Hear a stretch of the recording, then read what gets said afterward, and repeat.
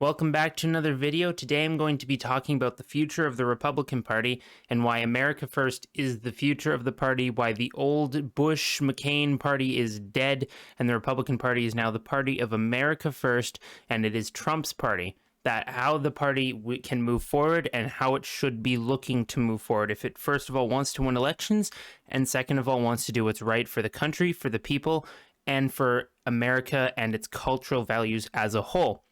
So we'll start by talking about why the party is the party of America First. Trump started this, obviously. He started in 2016 with his more populist America First movement, the Make America Great Again movement. That's how it started. That's where it came from. And now his legacy is the America First movement growing beyond just him to other candidates in state level races, in local races, and even other federal races.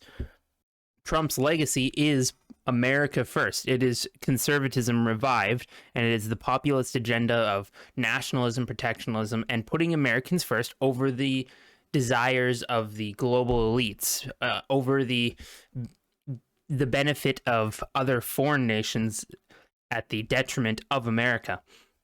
And we see this, we see how this is happening in the Republican Party. We see it with, for example, Virginia. We saw it in Florida, DeSantis winning. We see it in Wisconsin and Arizona. And we even see it now with Trump pulling ahead in the national popular vote in most polling for the 2024 election campaign against Biden. Overall, America First is popular. Now, there's a lot of fake rhino conservatives. Oh, well, no, it's not popular. You're not going to win off that message. Let's just go back to, oh, we're going to cut taxes. Let's go to more wars in the Middle East, and let's continue to be neocon establishment cucks who do nothing but hurt us. They only care about enriching themselves, insider trading, and wars in the Middle East because that makes them more money. They don't care about Americans, and they don't care about putting them first.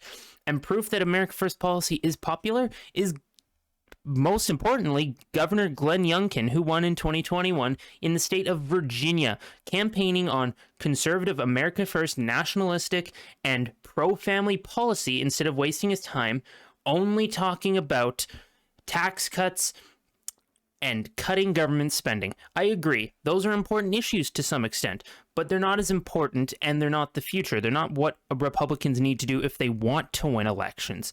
You have to consider Virginia is a D+10 state. This is an impressive margin to win by 2% for a somewhat moderate, but really campaigned as an America First conservative.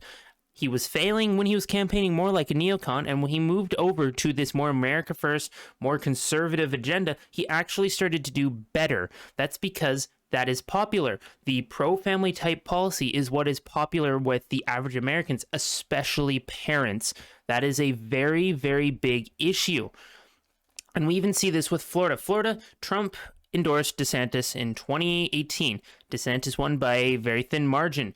Now DeSantis is polling after being a champion of parental rights, stopping the grooming, protecting children's innocence, fighting woke corporations, and not locking down.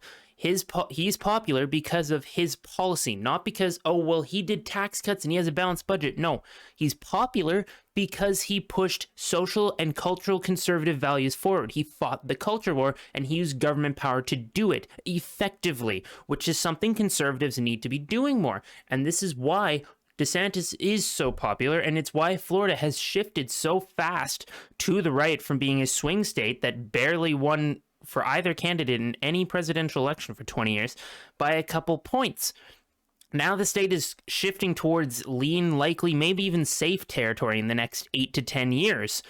That's huge news, and that is solely because of America First policy. We can also see how the America First movement is taking over the Republican Party in the Kari Lake and Blake Masters candidacies winning in their primaries.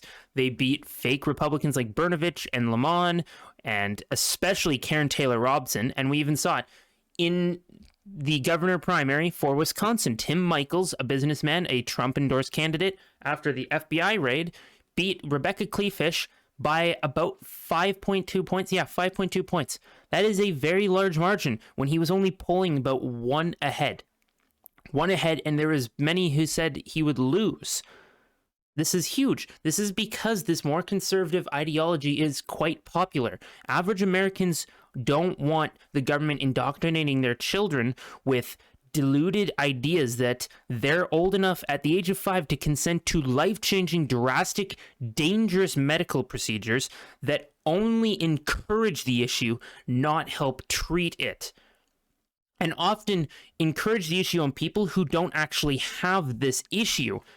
These people are pushing to groom our children in general, not just in that regard, but the entire LGBT movement pushing these ideologies on our children when they should be raised as men or women, boys, girls.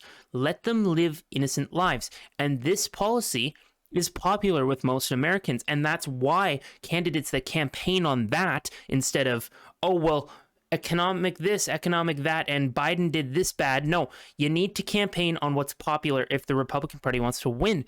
That's why America First is the future. America First will help us win more elections. It will help us take back Congress in 2022, and in 2024, hopefully take back this country from the disgusting powers that control it. The idea that America First is even a bad ideology. I've heard people say, oh, well, this person said this, so therefore it's bad. How is America? You're telling me that someone saying we should put our own country first, we should make the country better for our people is a bad message? How is that a bad message? Please actually, and hear me out. How is that a bad message? The idea that we should be making each citizen's life in our own country better, trying to make their lives better, protect the nation, make it stronger, its economy, its people, and its culture. But that is bad. That's bad because it goes against the desires of the elite, the corrupt liberal world order that wants to make everyone a slave to their ideology. They want to destroy all meaning in life, and they want you to be docile. They want to control you. That is their goal. That's why they do what they do. And that's why we need these America First Republicans to take over the party. This is why America First is the future. Without it, we have nothing. America will fall if we don't fight back and push America First, true conservative cultural ideology forward. If we don't, we have more liberals and then Republicans who are basically liberals anyway winning, like Cheney as well. Cheney or Romney or Crenshaw, one of the biggest rhinos, but somehow a lot of people don't see it. The point still stands that America First policy is what wins, it's what needs to be implemented, and it's how we can win in the future. Not only that, it's how we do what is right. It's how we take this country back, and it's how we make the country a better place. Even if it may not help us win, it's what's morally right. It's what needs to be done, because in the long term, it's better for the country. Good, sound, positive ideology, conservative culture, that's what we need if we want to make this country better. It doesn't matter if it's popular. It doesn't matter if, oh, well, you're not going to win. Doing what's right is more important than winning elections. It's like the abortion issue. When the conservatives got all mad about us banning abortion, and even though we didn't, it was just ending Roe v. Wade. Now, that's just a cop-out for fake conservatives who are too scared to take it on because our end goal is banning abortion. But when they heard that, they went, oh, well, now we're going to lose the election. Now we can't do anything with our power that we get when we win the election. What's the point in winning an election to not use the power, because then you won't be elected again? If you're not using that political power for good, there's no point in it existing at all.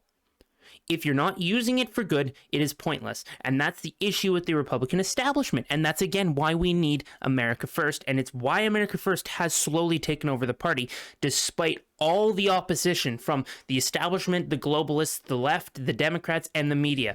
Everyone is fighting against it. And we even saw this with the political persecution of Trump when they raided his home. They're doing whatever they can to stop true conservatism from winning. They're stopping the America First movement as much as they can, and they're still failing because it's only growing stronger every single day. Yes, it's not the biggest thing in the world yet, but it will continue to grow, and we need more people to support and get out there and make sure it succeeds. Anyways, that's my breakdown on the political situation, the reason why the Republican Party needs to be the party of America First, and why it's going to be, and how it is becoming that. If you enjoyed the video, if you agree with my take, if you want to hear more, or if you have any ideas, let me know. Anyways, that's all for now. Hope you guys have a good night.